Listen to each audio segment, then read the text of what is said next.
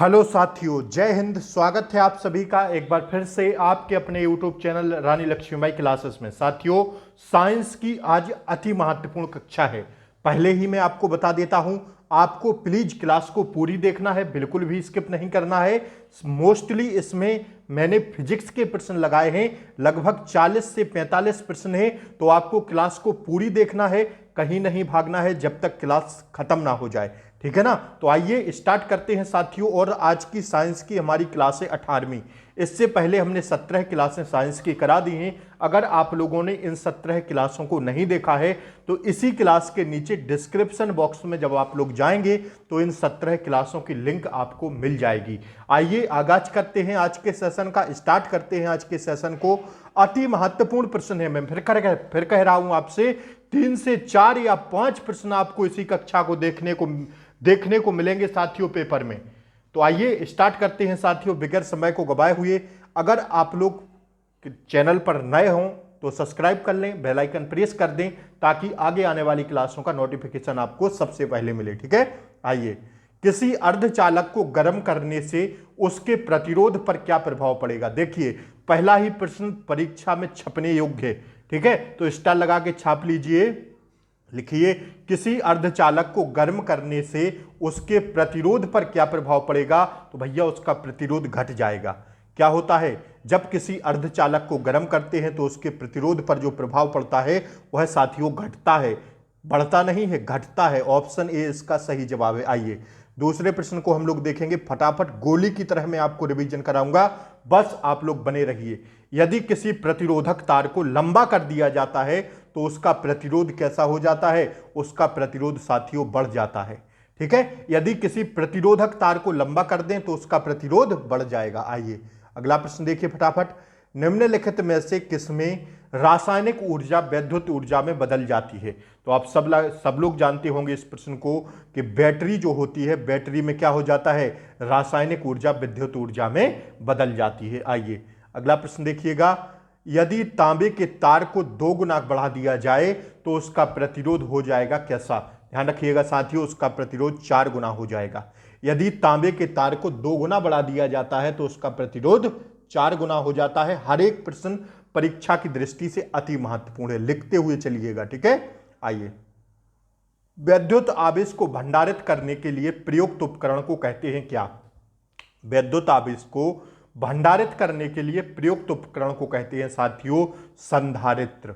क्या कहते हैं, संधारित्र। ऑप्शन ए इसका सही जवाब है। आइए अगला प्रश्न देखिएगा। इलेक्ट्रॉनिक परिपथ में डीसी को ब्लॉक करने के लिए निम्नलिखित में से कौन सा परिपथ एलिमेंट प्रयोग किया जाता है। तो डीसी को ब्लॉक करने के लिए पूछा जा रहा है कौन सा परिपथ एलिमेंट प्रयोग किया जाता है।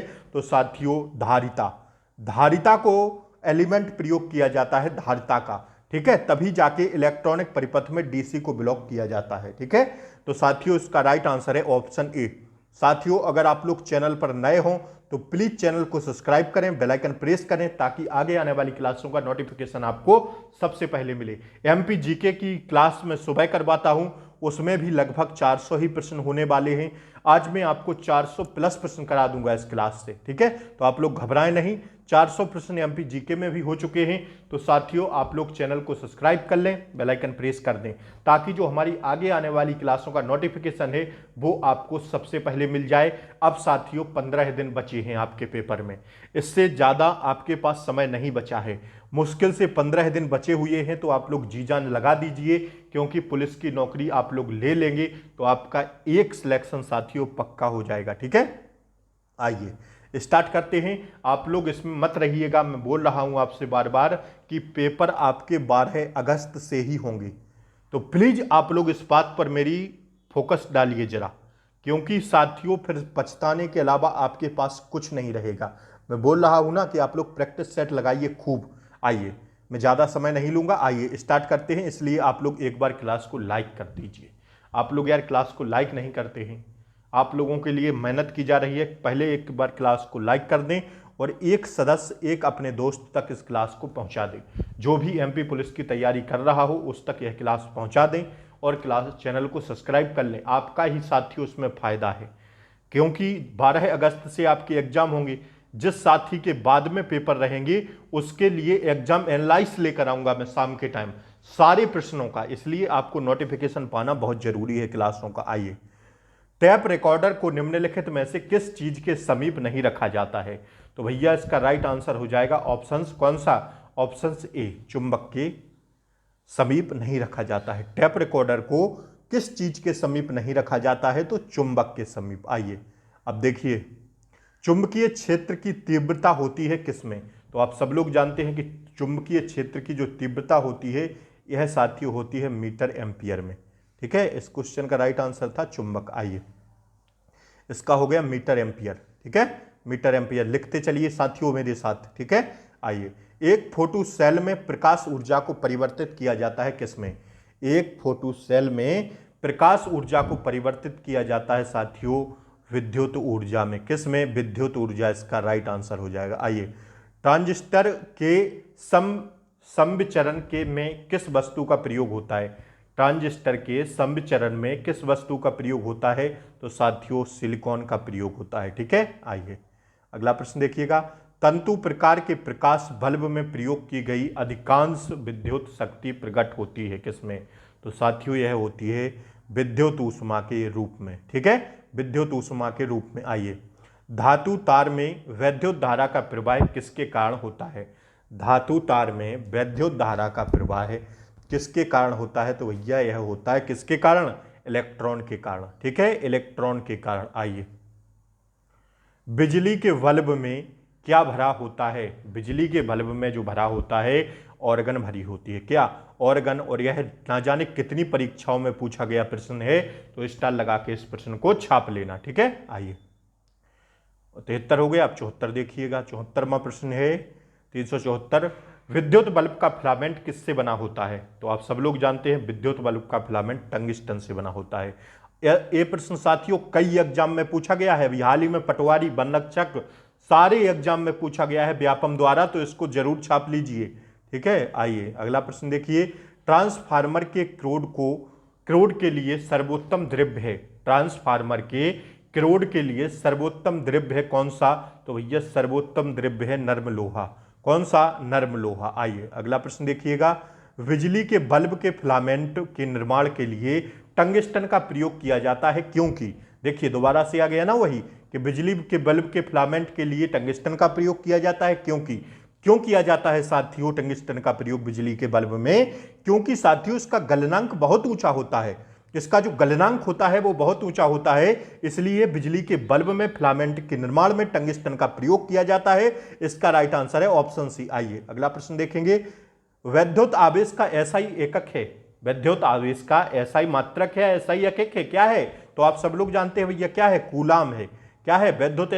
विद्युत आवेश का एसआई मात्रक कूलाम। ठीक है, प्रकाश वर्ष का प्रकाश का, ठीक है, कल में ऐसा प्रश्न आपको कराया था शायद। आइए अगला प्रश्न देखिए।